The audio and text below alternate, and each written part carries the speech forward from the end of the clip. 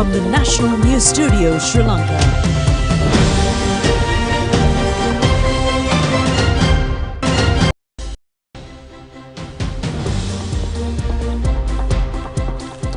Coming to you live from the National News Studio. Welcome to the news. My name is Clifford Richards. And I'm Kasini Balachandra. Here are your top stories for tonight.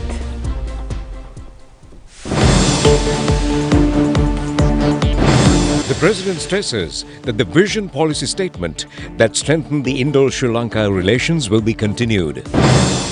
The Indian Prime Minister says that expediting Sri Lanka's digital transformation is an important step.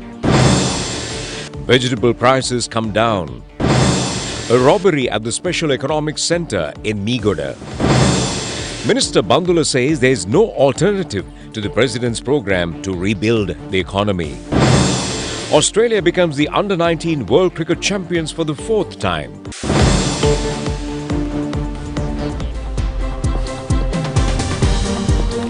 And we move on to those and other stories in detail. And in your top local story tonight, in a groundbreaking move aimed at enhancing the convenience and security of digital payments for Indian tourists in Sri Lanka, a virtual launch event marked the introduction of Unified Payments Interface UPI transactions through Lanka QR this afternoon.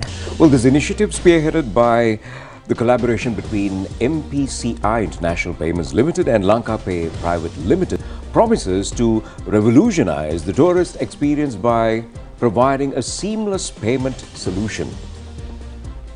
With the partnership between India and Sri Lanka further solidified during the President's visit to India in July 2023 and paving the way for innovative bilateral initiatives, recognizing India's remarkable strides in digitalization and its potential to drive economic development, Sri Lanka has committed to leveraging India's digital public infrastructure to enhance service delivery for its citizens. With digital payments witnessing a surge in adoption with Sri Lanka, the introduction of UPI transactions via Lanka QR comes at a pivotal moment. Lanka QR, already a preferred method for domestic transactions, offers a fast, secure and convenient way for users to make payments with a simple scan or a QR code. With approximately 350,000 merchants already equipped to accept QR-based transactions, Sri Lanka is well prepared to extend this facility to Indian tourists.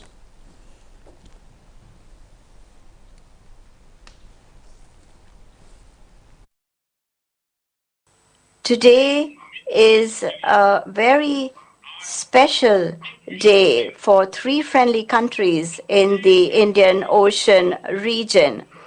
We are creating today modern digital links between our countries that share historic relations. This bears testimony to our commitment to the development of our people. Fintech connectivity will not only strengthen cross-border transactions, but also cross-border connections. India's Unified Payments Interface, or UPI, is now taking on a new mantle, that of uniting partners with India. Friends, India's digital public infrastructure has brought about a revolutionary change. In the smallest of our villages, even the smallest vendors are making digital payments. And this is because it is not only convenient, but fast as well. Last year, a record 100 billion transactions took place through UPI. Their total value was 2 trillion rupees, or 8 trillion Sri Lankan rupees, or over 1 trillion Mauritian rupees.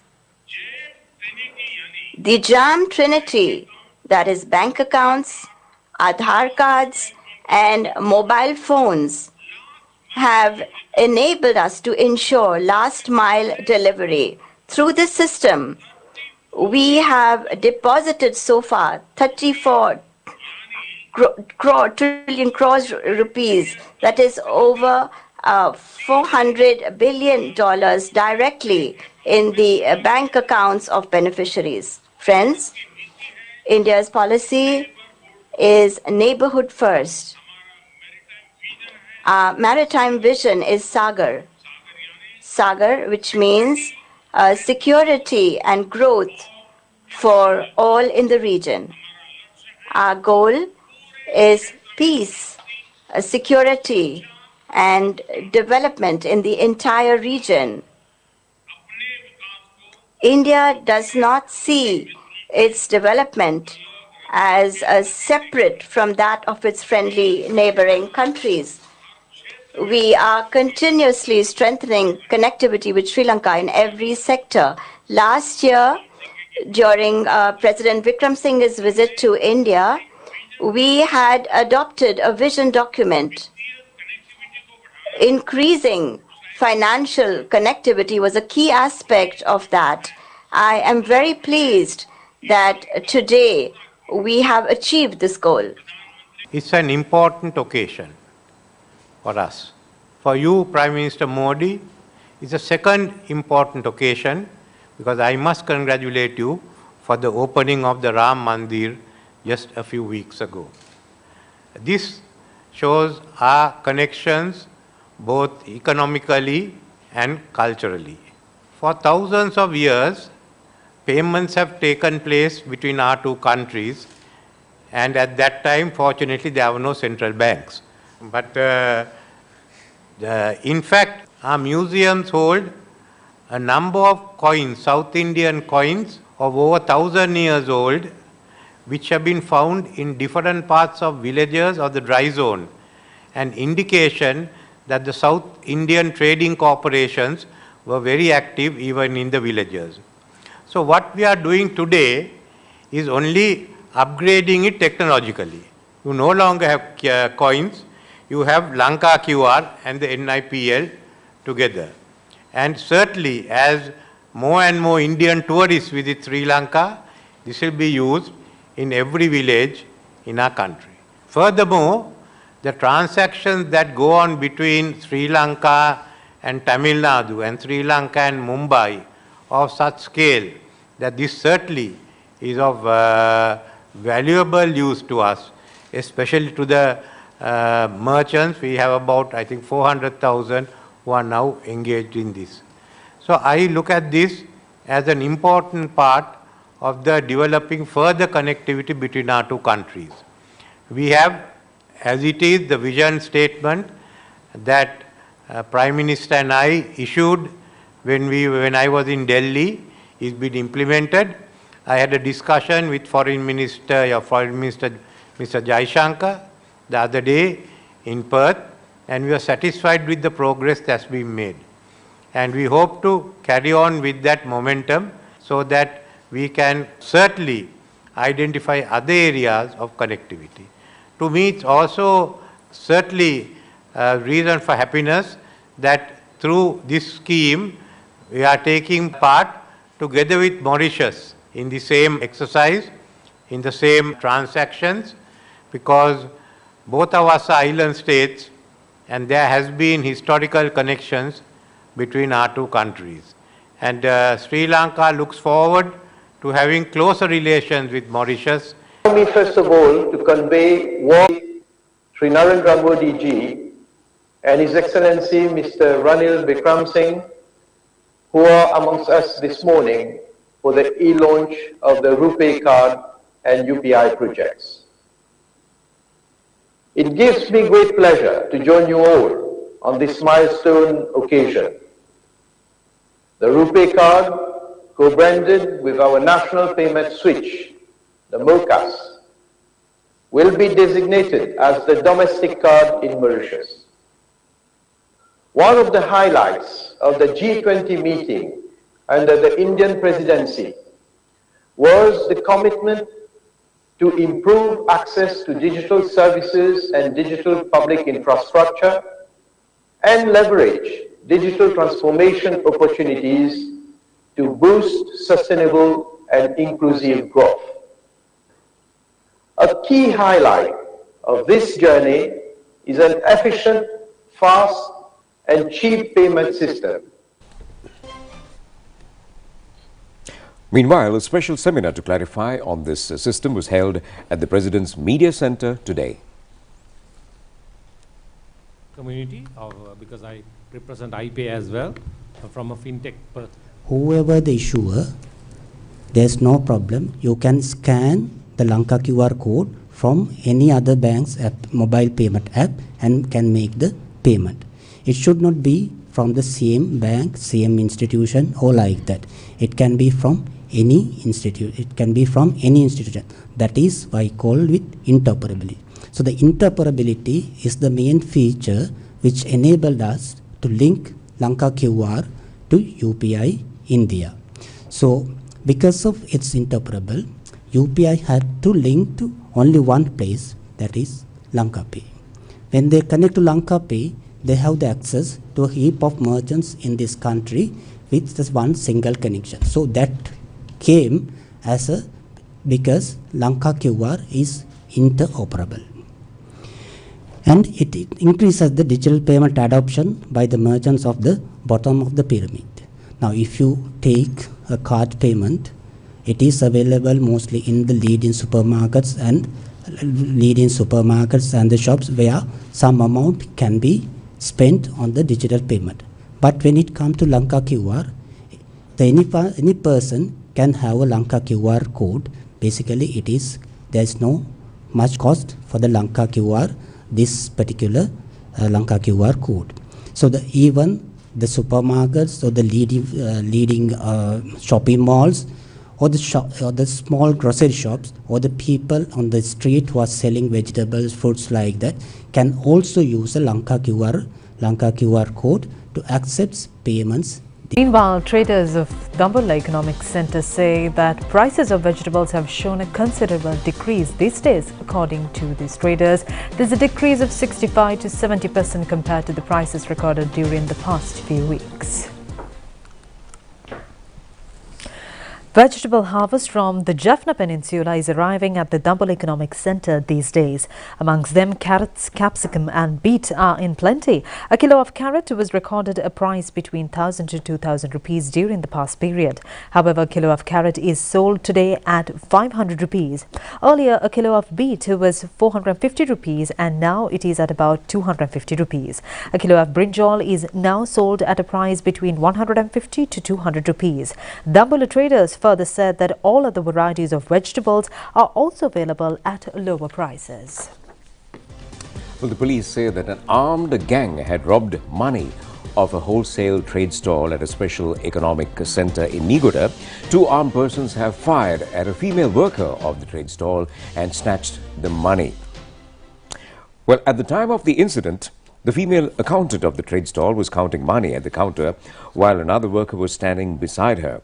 According to police, the gangsters shot at the accountant and taken the money away. The police point out that the Nigoda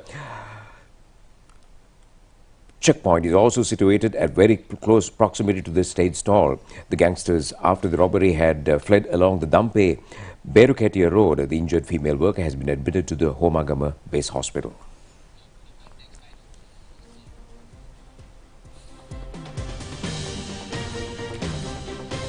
Minister of Highways, Transport and Mass Media, Dr. Bandula Gunawardena said if anyone has any alternative suggestions beyond the program initiated by President Ranil Wickremesinghe, he is ready to explore such alternative avenues for Sri Lanka's economic development.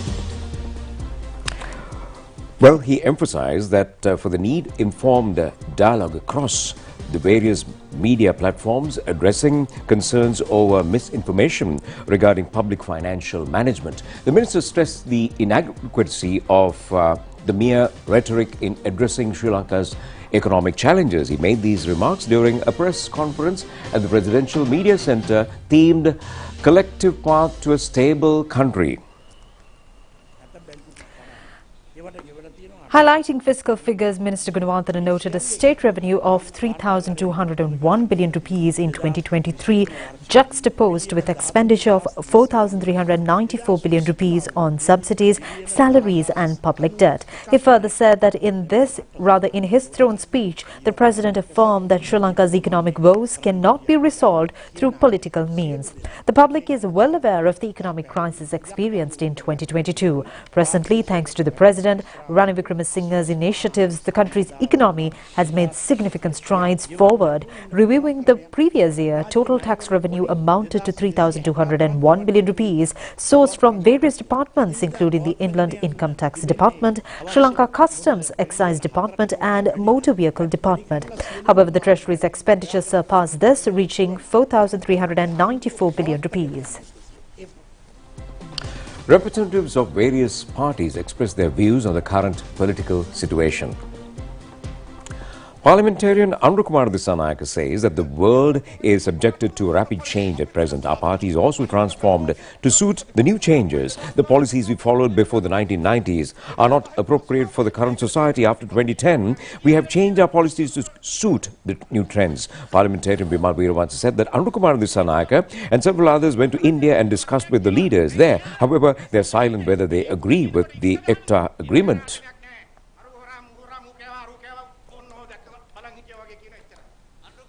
Parliamentarian Harshana Rajakarna says that after talks with Indian parties, Anurukumara and others attempt to mislead the public. They promise one thing to the Indian leaders and tell another thing to the Sri Lankan people. They've said that they are against privatization. However, their talks with private companies, owners in India.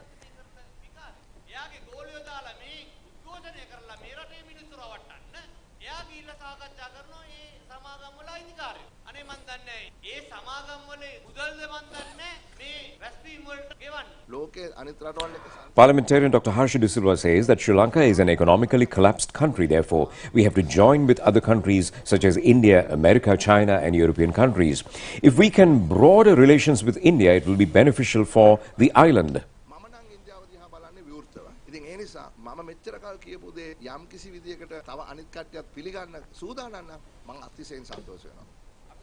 Parliamentarian Hesha Vitanage says that the JVP or NPP is not a problem for the SJB. Sajith Premadasa has the potential to build the country. Therefore, we invite the youth community to join with us.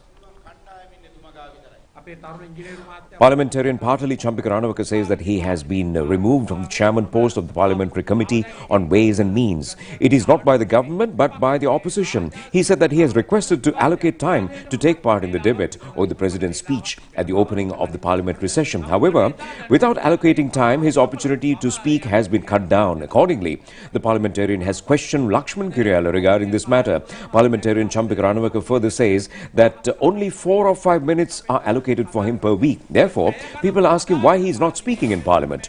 The Parliament is run by one man's command, no time management inside the House. Lakshman Kiriyala has said that the parliamentarians who listen to the President's speech without going out of the House have been deprived of the chance to speak. Sajith Premadasa is a person who had said that he can't take decisions on us as we are independent parliamentarians. On the other hand, we are not aware of that. The opposition should have boycotted the President's speech. We came to know about that matter later. Parliamentarian Champika Ranawaka further said that he is not a person without a backbone and is a man of action. The opposition leader should lead the opposition properly, he says. Sri Lanka Padujana Peramuna parliamentarian Namal Rajapaksa says that regrouping of the party activities is being carried out successfully under a new vision. He pointed out that it will be carried out with self-criticism. He made these comments participating in a Padujana Peramuna party membership meeting at the Panadula electorate yesterday. State Minister Anupa Pasquale has organised this meeting. General Secretary of the Sri Lanka Padujana Peramuna parliamentarian Sagara Karyavasam said that our party leader is the one who saved the country. Some elements are posting defamatory comments in Facebook. These groups are conducting these activities in an organised manner, obtaining funds from colonial powers.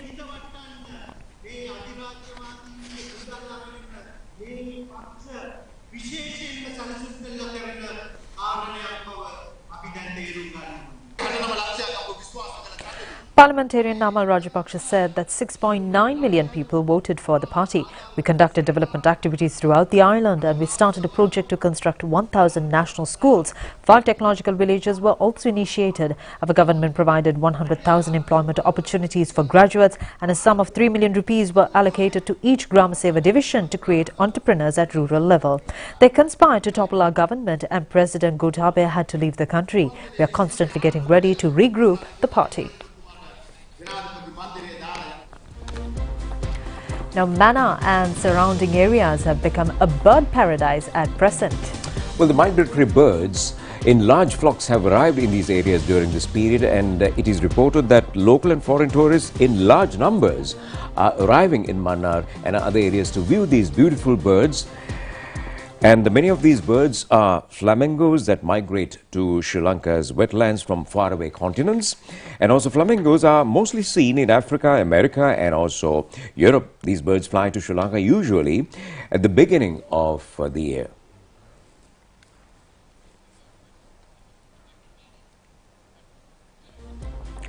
A momentous occasion unfolded today at the Valukaramiya Buddhist temple in Konpiti as President Ranil Wickremesinghe presided over the unveiling of the restored metal statue of King Kirtisri Rajasinghe. The event held under the auspices of Vichitra Bhanaka Venerable Maharagananda Thero, commemorating his 70th birth anniversary and marked a significant milestone in the restoration of the temple's sacred artifacts. The restoration of the metal statue of King Kirtisri Rajasinghe was made possible through the generous support of Thai donors, notably ascetic Luangapur Rishi Ketkau, under the guidance of Venerable Prakru Udom Dhammanukul Vibanpav Thero of the Supreme Patriarch Descent of Thailand. The unveiling ceremony saw President Ranil Wickremesinghe unveiling the metallic statue, symbolizing a renewed dedication to preserving cultural heritage. In tandem with this momentous occasion, statues of Most Venerable Valavita Sangaraja Thero and Most Venerable Upali Mahathero of Siam were also restored and unveiled by Venerable Maharagananda Thero and Venerable Prakru Udom Dhammanukul Vibanpav Thero, further enriching the spiritual ambience of the temple shrine. Following the unveiling, Mahanayaka of the Sri Kalyani Samagri Dharma Mahasangha Sabha, Mahopadhyay Venerable Malvane Panyasarabhidhana Mahanayaka Thero led the assembled gathering in reciting the 5 precepts, while Venerable Maharagananda Thero extended a warm welcome to the attendees and delivered an inspiring sermon. President Ranil Wickremesinghe expressed gratitude by presenting commemorative gifts to Venerable Prakru Udom Dhammanukul Vibanpav Thero, ascetic Luangpur Rishi Ketkau of Thailand, and Professor Nuwan Kavinda Vijayasinghe for their invaluable contributions to Buddhism in Sri Lanka and Thailand. Well, the need to amend the marriage ordinance in order to confirm the rights of Muslim women was stressed today at a discussion that was held under the patronage of Prime Minister Dinesh Gunawardena. Well, a group of female lawyers as well, including the former Minister Farial Ashraf, and also a group of representatives of Muslim women were present at this discussion. Well, it was held at the Temple Trees. Muslim women representatives pointed out that the rules and regulations mentioned in the marriage ordinance of 1908 are not relevant to the needs of the Muslim women. They pointed out that therefore Muslim females are discriminated by this ordinance. They also requested the Prime Minister to take measures to amend the law for Muslim marriages to rectify this injustice. The Prime Minister stated that he will look into this matter and meet justice for the Muslim women. Minister Dr. Bandula Gunawardena says that all store rural road construction projects will be completed by next month. Under these projects, 1,500 kilometers of roads are to be renovated. The minister today engaged in an observation tour in Kolonava. Speaking to the media, the minister said that renovation of 1,500 kilometers under the Road Development Authority will be completed without delay. Minister Dr. Bandula Gunawardena said that the stall development project cannot be started until the debt restructuring process be completed.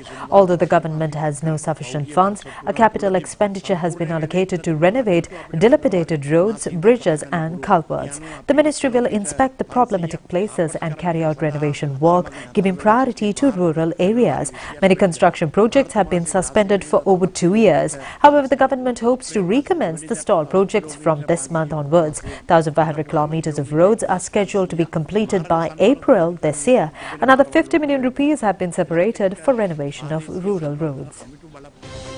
Moving on, we have more local news items in brief.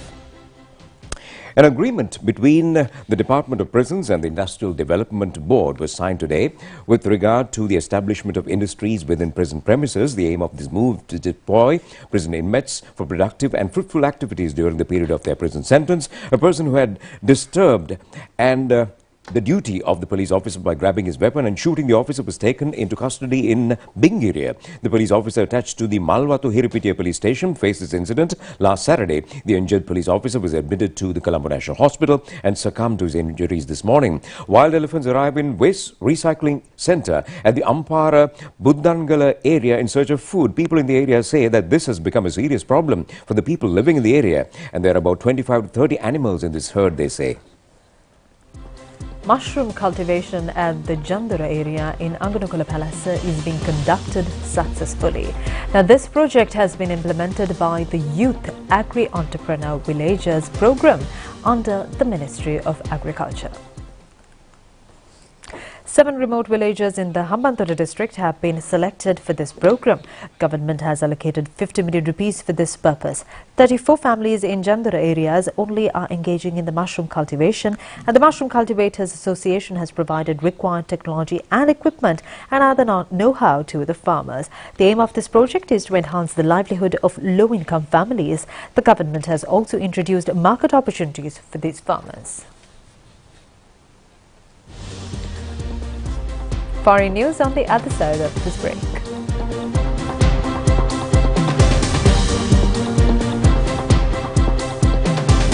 Happy Valentine's Day, Prima Kotomi. Stay safe and share the hot and spicy love. Happy Valentine's Day, Prima Kotomi. Stay safe and share the hot and spicy love.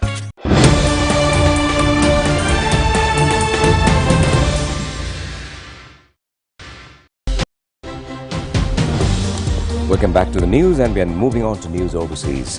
First, the Hamas-run health ministry in Gaza says Israeli strikes kill 67 people in the overcrowded city of Rafah.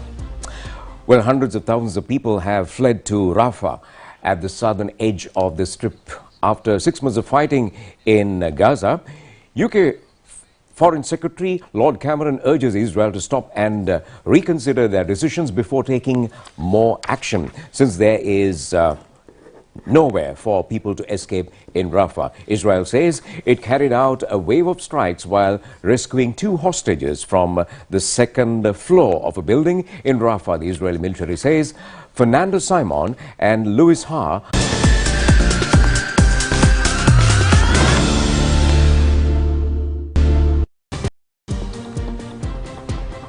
Taking a look at your sports news tonight, the 16-member Sri Lanka squad for the T20 cricket series against Afghanistan was declared today.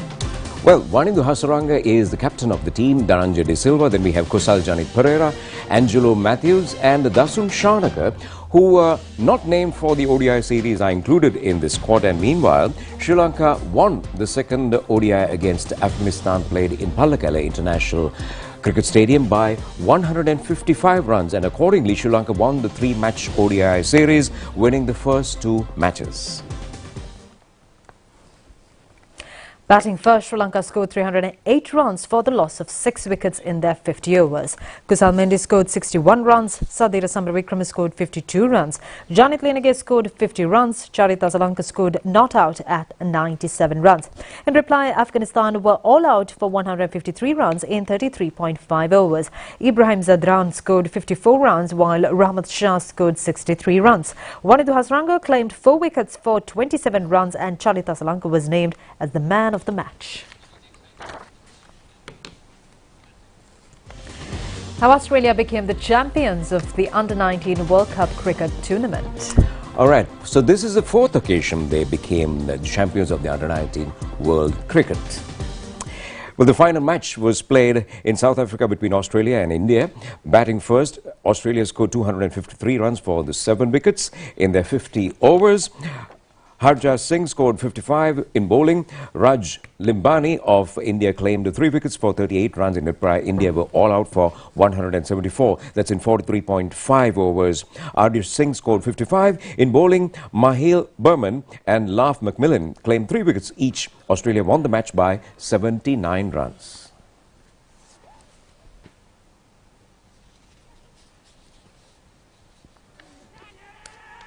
Finger goes up. Congratulations to Australia. Well, reigning supreme for the 4th time. Congratulations, Australia. And on that note, it's time to end the news. Do enjoy the rest of the programs together with Kasumi. This is Clifford, wishing you a good night. Good night.